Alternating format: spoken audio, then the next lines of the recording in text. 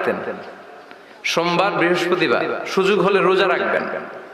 যারা রোজা রাখবে তাদের জন্য ইন দ্য ডে অফ জাজমেন্টে আল্লাহ স্পেশাল একটা গেট বানাবে জান্নাতে ঢোকার জন্য।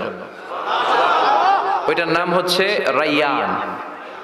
মান দাখালাহু লাম ইয়াজমা আবাদা। একবার who can enter within this door he will never be thirsty again.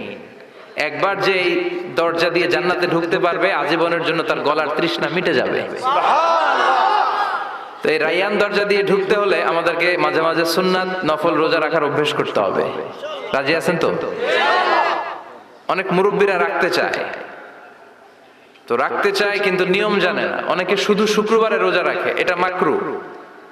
শুধু শুক্রবারে রোজা রাখা মাকরু, শুধু শনিবারে রোজা রাখা মাকরু। সুন্নাহ হচ্ছে সোম আর বৃহস্পতিবার।